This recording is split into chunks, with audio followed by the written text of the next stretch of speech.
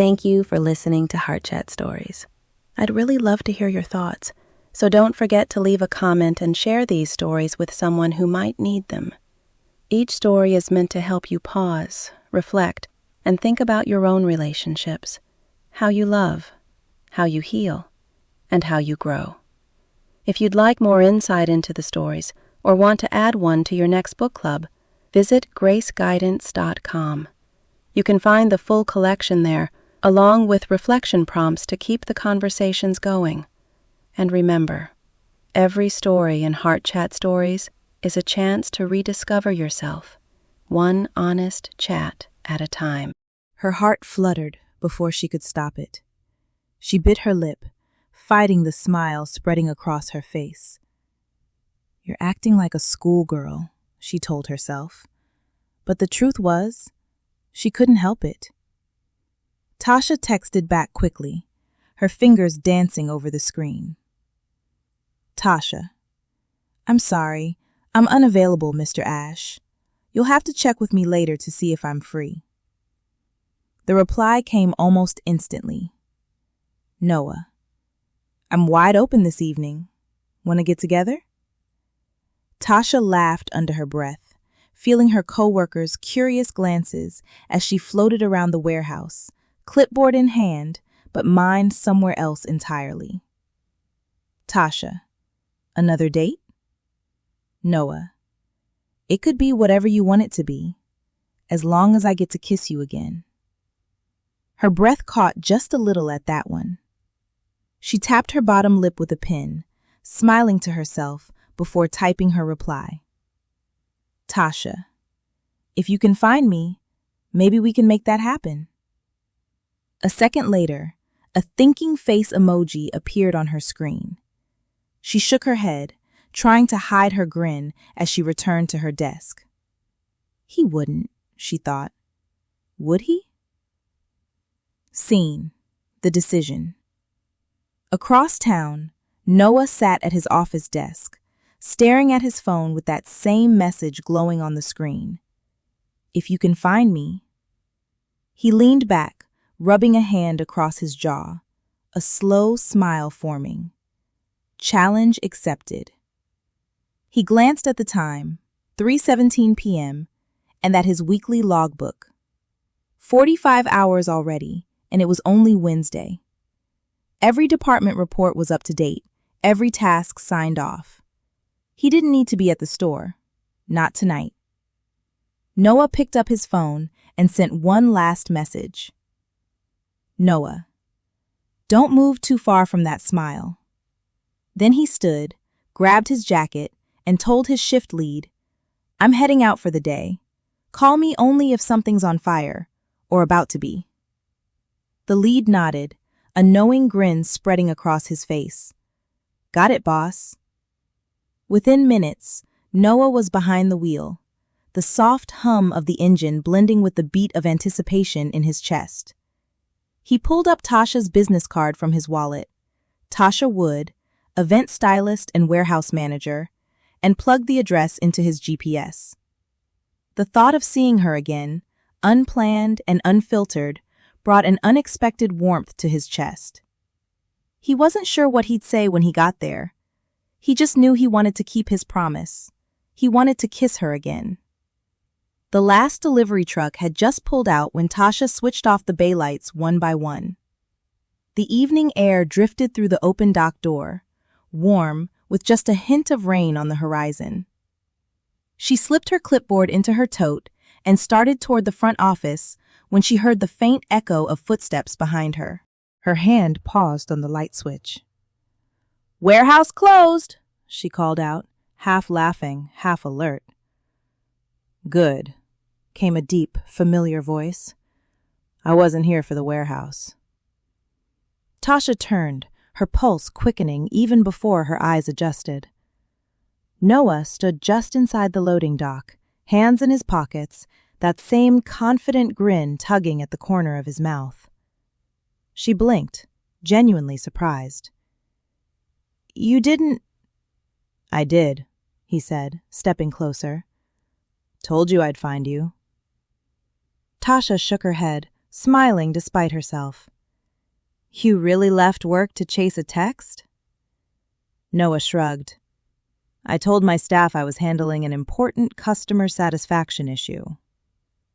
Tasha laughed, unable to hide how flattered she was. "Oh, really? And what exactly are you here to check on, Manager Ash?"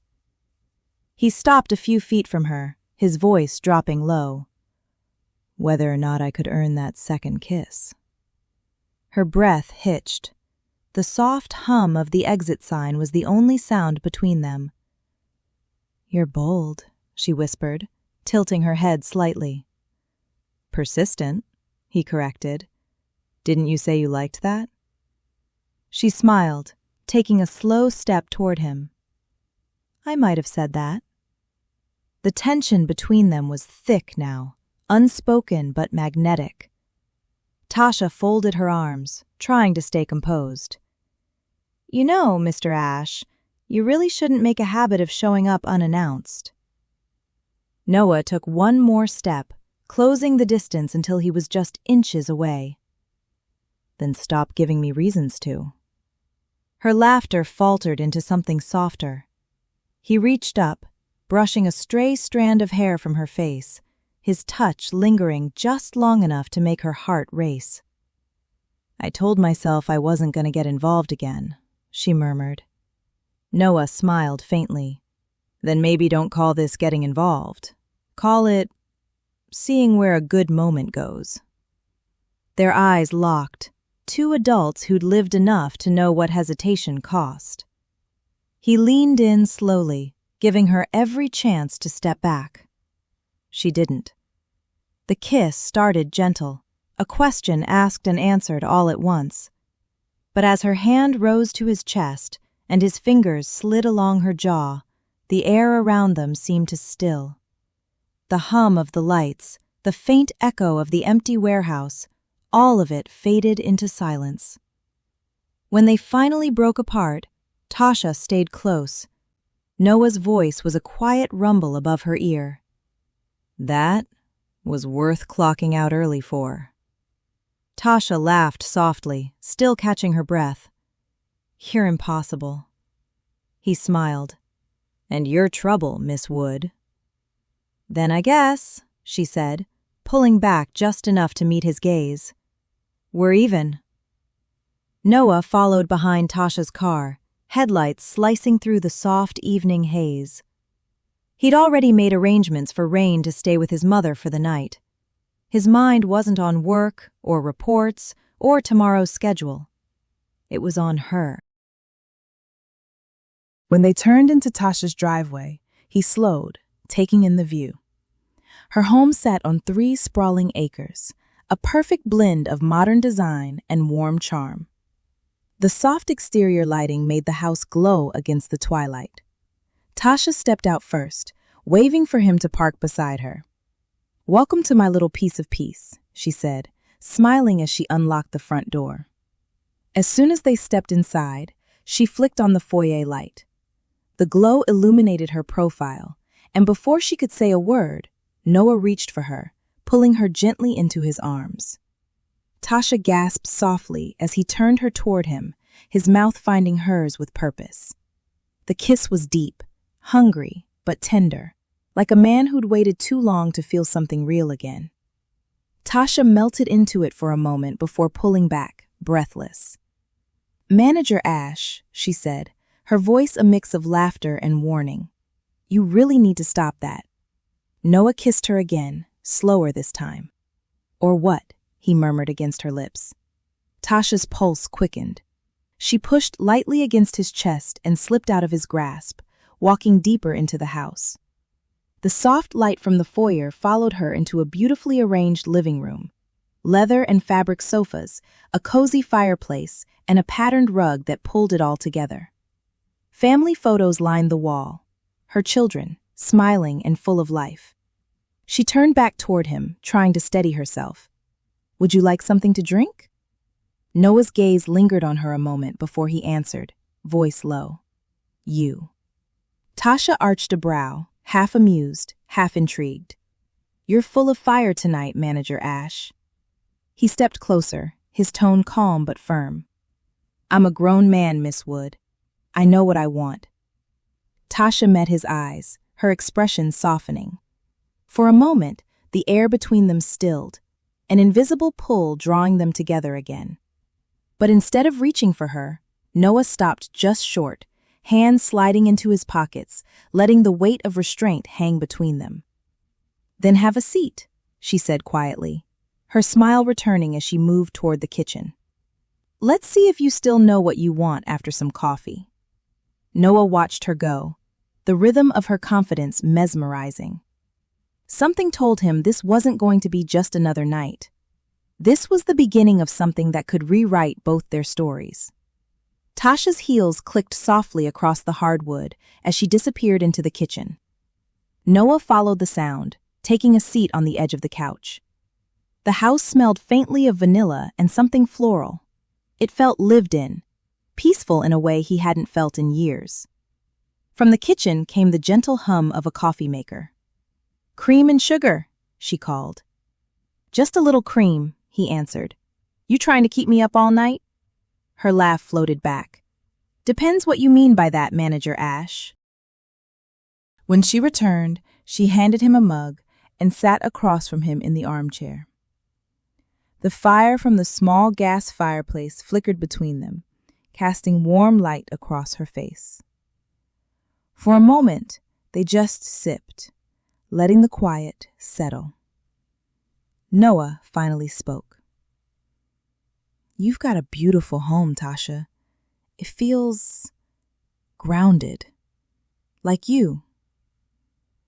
"Grounded took a lot of rebuilding," she said, staring into her cup. "After the divorce, I didn't know who I was outside of being a wife or a mother. This house was my restart button." He nodded. "I get that. When Sandra went away, I had to learn how to be a full-time father overnight. I was angry, scared, everything. But rain kept me moving." Tasha looked up, eyes soft. "You've done a good job. She's lucky to have a dad who shows up." "Thank you," he said quietly. "I just want her to grow up knowing stability, even if her story started messy." Tasha smiled. "That's all any of us can do. Turn the mess into something meaningful." They sat in silence again, the kind that didn't feel awkward. Outside, rain had started to tap lightly against the windows. Noah leaned forward, elbows on his knees. "You know, I didn't come here to rush anything. I came because it's been a long time since a woman made me want to slow down." Her eyes lingered on his. "You say things like that and expect me not to smile?" He chuckled, rubbing the back of his neck. "I just say what I mean." Tasha set her cup down and stood, walking over to the window. "You really are different, Noah. Most men talk. You listen." He rose slowly, joining her by the window. "Maybe that's because I finally learned the value of quiet." She looked up at him, the firelight glinting in her eyes. "Quiet's underrated." Noah smiled. "Not when it sounds like this." They stood there for another long beat, the rain softening everything around them. Two people who weren't trying to impress each other anymore, just to understand what it meant to feel safe again. The clock on Tasha's mantel read just past 10. The soft murmur of the rain and the crackle from the fireplace filled the room. Noah stood near the doorway, watching her from across the living room. Tasha was curled up on the couch, a light blanket draped over her legs, her head resting against a pillow. She looked peaceful, content in a way that made something inside him settle too. He didn't want to leave. "Get home safe, Manager Ash," she said softly, her eyes barely open. He smiled. "I will. And it's just Noah when we're off the clock, remember? She gave a lazy grin. Good night, Noah. He lingered for a moment longer, memorizing the picture of her there in the gentle glow of the fire. Then, with quiet restraint, he let himself out. Outside, the rain had eased into a mist. The air smelled clean, earthy. He walked to his car with a feeling he hadn't known in a long time. Light, grounded, seen. As he drove, city lights reflected off the wet streets. His mind replayed the night, the laughter, the honesty, the warmth in her touch. Everything about Tasha Wood felt genuine. He could still taste her coffee, still feel the calm of her home wrapping around him. He thought about calling his mother to check on Rain, but decided against it. His daughter would be fine. Tomorrow morning, they'd have breakfast, talk about her school projects, and go through their usual routine. But tonight felt different. Noah gripped the steering wheel, a small smile tugging at his lips. He hadn't felt this alive in years. He was falling for her, fast, and he hoped she felt even a fraction of what was blooming inside him.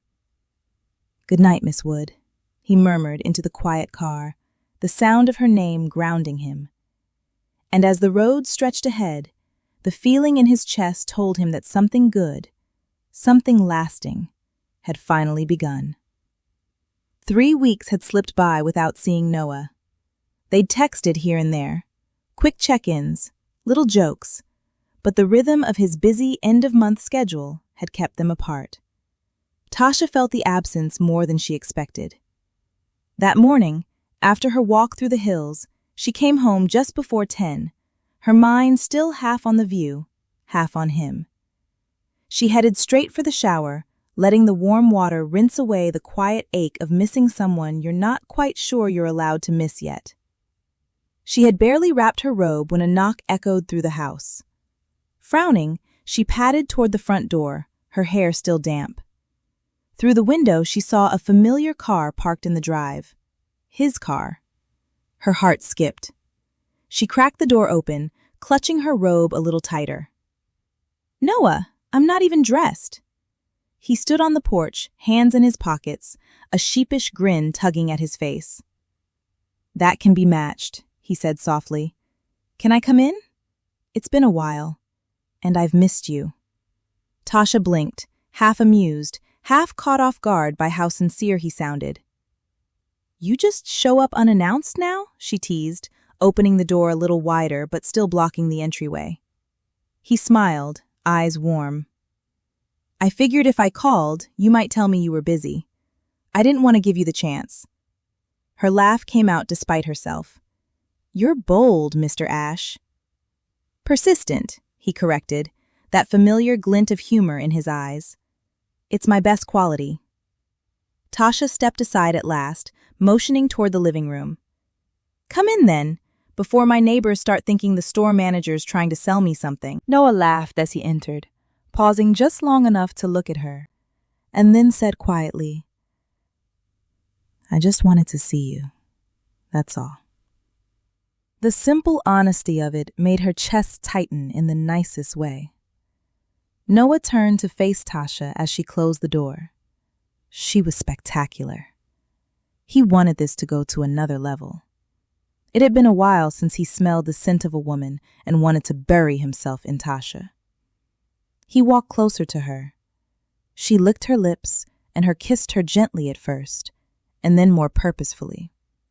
He pushed her up against the door, and she braced herself by wrapping her hands around his neck, pulling on him a little. He reached down and slid his hands inside of her gown and lifted her leg up, running his hands up the back of her thigh. Tasha gasped at his touch. She pulled away from his kiss. "No," she said. Julian looked down at her, sensing her shyness. It's been a long time, Noah," she said, "and I don't know if I will satisfy you." Noah lifted her off her feet to straddle him standing and walked over to her sofa. Tasha laid her head on his chest, breathing in his fresh scent. You don't have to worry about satisfying me. What satisfies me is satisfying you. Noah breathed hard and slow, like he'd been running a marathon. They had crossed that barrier and were headed for the water. His last words put them in a slow heat leading towards the bedroom. At first silence, then low moans filled the house. A few excited cursed words and exhales. Then the bed frame hitting the wall. A few more shouts and explications, and then settling. Tension released. Realization that they had made the leap into intimacy and knowing that their lives had changed. Thank you for listening to Heart Chat Stories. Every story is written with love, to heal, to inspire, and to remind you that new beginnings are always possible. If this touched your heart, don't forget to like, subscribe, and share so others can find healing through story. Until next time, keep your heart open and your spirit lifted.